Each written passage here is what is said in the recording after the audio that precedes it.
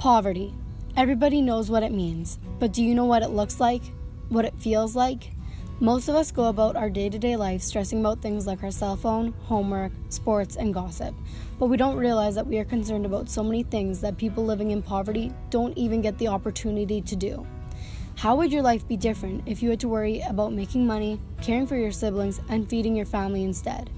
Many people in Canada and around the world struggle to provide themselves and their families with their basic necessities. Let's start by determining how to classify the different countries in the world.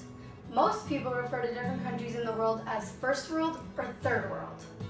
The WE organization thought about how these terms gave the negative impression that our way of life is better than the third world countries, which is obviously false. We changed the terms to developed or undeveloped, but upon revisiting the terms, they concluded that calling North American countries developed implies that we are fully functional and nothing else can be done or improved to make us better. To eliminate this false implication, they once again changed it. The terms that we now uses is minority or majority. North American countries are considered minority countries because only a small part of the world lives the way that we do. Countries that were formerly considered third world and undeveloped countries are now referred to as majority countries because most of the world lives in that way. People all over the world are forced to make impossible decisions: food or water, school or work, farming supplies or medical bills. Did you know that? Nearly half of the world's population, which is more than 3 billion people, live on less than $2.50 a day. More than 1.3 billion people live in extreme poverty, which is less than $1.25 a day. 805 million people worldwide do not have enough food to eat. More than 750 million people lack adequate access to clean drinking water. As of 2013, there are 124 million children still out of school, which is only 4 years ago.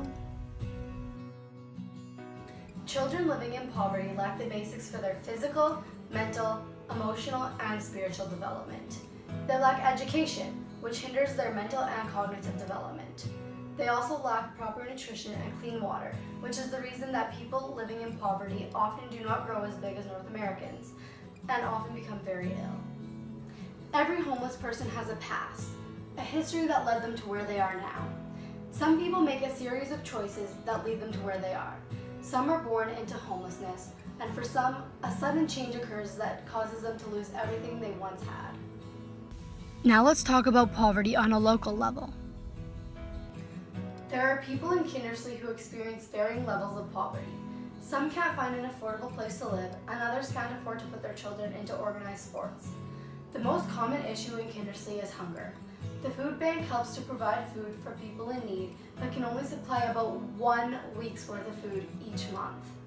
The Salvation Army provides food only in emergency situations.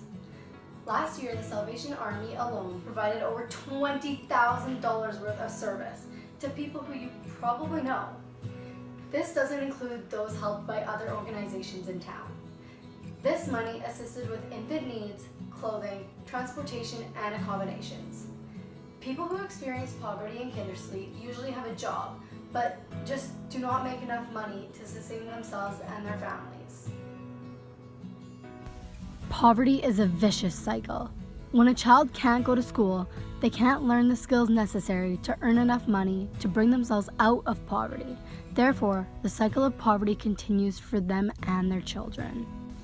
To help locally, you can donate food to food banks, donate clothes and other items to groups such as the Salvation Army, the Crisis Center, or the Canadian Diabetes Association. In Kindersley, specifically the high school, you can donate to the KCS Giving Tree at Christmas to support a family in town.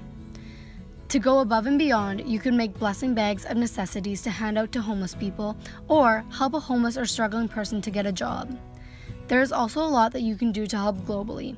You can sponsor a child, support emergency aid initiatives, make an Operation Christmas Child box, and really just donate to any organization that helps globally. To take your impact further, you could embark on a service trip with Me to We or another humanity organization. This allows you to learn about poverty firsthand and allows you to see the impact that you are making. Me to We emphasizes teaching sustainability rather than giving them gifts that only help temporarily. They are teaching a lifestyle that will last forever. A special thanks to Catherine Sawatsky, Dwayne Taylor, and most importantly, my mom, who supports me in everything that I do.